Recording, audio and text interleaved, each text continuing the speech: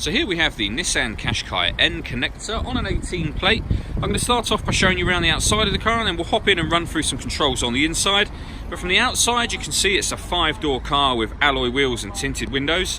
Let's start off inside the boot and then work our way around the rest of the car from there. When you approach the back of the car, you'll see we have reversing sensors. This car's also got a 360 parking camera, which I'll show you when we're inside the car. Plenty of boot space, as you can see, along with that 60/40 split folding rear seat. And then both of these two tray sections will lift, and if you wish to remove from the car, give you even more space. Okay, so we're just going to work our way back round to the front of the car, and then we'll hop in and run through some controls on the inside. But now that we've done a full circle of it, you can see that it's in lovely condition the whole way round. Just briefly before we climb in, I think it's well worth seeing the interior from this exterior point of view. The seats are as good as new, as you can see. There's plenty to run through on the dashboard, so let's hop in and we'll do that right now.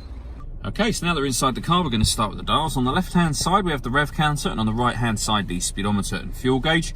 At the bottom in the middle, you can see the total miles on this car, which are 13,044.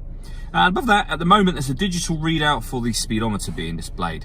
There are other pieces of information available. Using buttons on the steering wheel, you can see I'm going through some of those now. They include satellite navigation, your audio menu, any kind of warnings, settings, and then back round to the beginning again. The buttons I was using for doing that are these arrows on the left hand side. We've also got stereo controls over that side as well.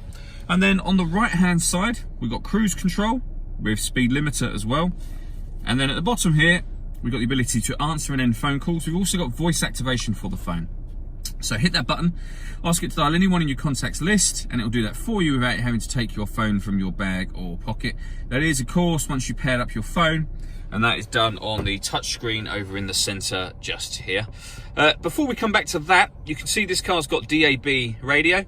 It also has FM and AM as well, and then we'll get back round to the beginning again. So if ever you push that button, you take it through the different bands, the different frequencies. We've also got a CD player, which you can see at the top of the unit there, auxiliary and USB inputs, and once you pair up your phone, not only can you make and receive phone calls, as we mentioned, but you'll be able to stream your music wirelessly as well. On top of all of that, this car's got satellite navigation. There's a full video showing how that works on both our website and our Facebook page. And we've got a 360 parking camera. So if I pop the car into reverse, we've got the reverse camera just there, and a bird's eye view image of the car and precisely where the car is parked on the left hand side there. And it goes a couple of steps beyond that. We have a front facing camera on the right hand side and the bird's eye view, or front facing camera and the front passenger side wheel. So I say, with all of those cameras, it does make it very easy to park this car.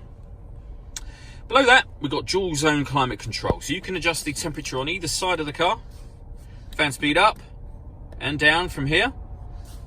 You can determine where within the car you'd like the air to be distributed, and then hit that button to turn the air conditioning on, or hit auto, and the car will now maintain those temperatures by taking full control of the fan speed for you, and you can override that at any time you wish to, and you'll see the auto light has now gone off.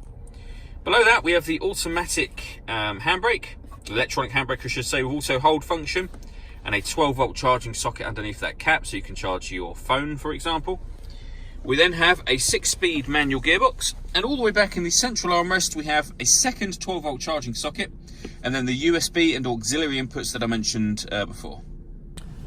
Okay, the last thing I wanted to talk about is the panoramic glass roof on this car. So you can see the sunblind is closed at the moment. One push of that button there, and this will now open all the way to the back of the rear seats. As you can see, that lets it in a huge amount of extra light and gives the cabin a much kind of roomier feel. All that leaves me to say is thank you for taking the time to watch this video. If you'd like to come and see the car in person and have a test drive, please feel free to call any of our MJA sites. We'd love to hear from you soon.